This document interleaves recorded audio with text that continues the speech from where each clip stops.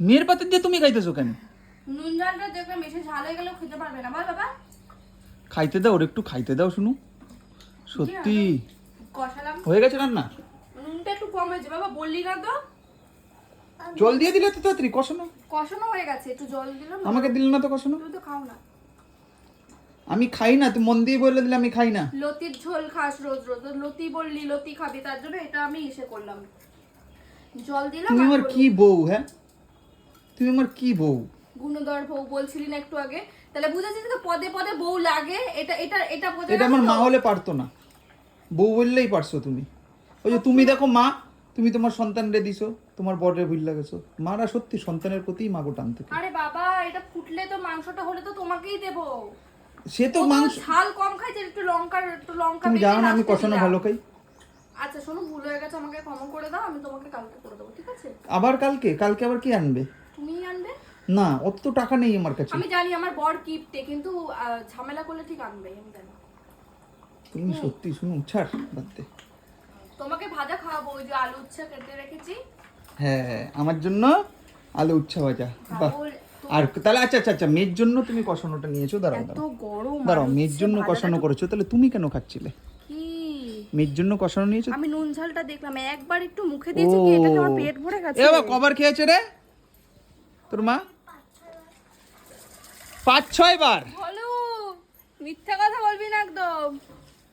একবার না, ও খেয়েছি। মিথ্যে কথা বলে না। 5-6 বার খেয়েছে না বাবা? না রে, তুমি রিমি এত না, বিকেল বেলা নিবি না তো আইসক্রিম? আমি কিনে দেবো বাবা তোকে আইসক্রিম। হ্যাঁ হ্যাঁ, ঠিক কথা। মেয়েকে তুমি মিথ্যা কথা শেখাচ্ছ কেন? ওই ওই, মেয়েকে মিথ্যা কথা শেখাচ্ছ কেন? হ্যাঁ, মারলো মেয়েকে মিথ্যা বলু, কথা শেখাচ্ছ মারলো না? আমাকে। বাবা বল, কিছু বল। এই তাহলে আমি চান্দান করে নি। আচ্ছা বলো, তুই একটা কথা বল আমাকে, তোর বাবা যদি আমার সাথে অশান্তি করে, ঝগড়া করে, আমাকে বকে, তোর ভালো লাগে? না, বল বাবাকে সেটা বল। তুমি কোনটা বলো? হ্যাঁ, কোনোটাই ভালো লাগে না। তোমাদের মা মানে আমার সেটা ভালো লাগে না, তুমি মাকে ভালো লাগে? করুর ওর কোনোটাই কোনো ভালো লাগে না। কিছুই ভালো লাগে না। তুমি মার সাথে ঝগড়া করো সেটাও ভালো লাগে না, আমি ওকে বকি ওর সেটাও ভালো লাগে না। কষা কালকে তোকে আর দেবো তো কি মানে মেয়ে তোকে তো কষা মাংস একটুখানি টাকা? খেয়েছি বলে দিলি তো, দিলি তো টাকা? বলে। মেয়েকে তুই বলতে, কালকে খাবি না তো?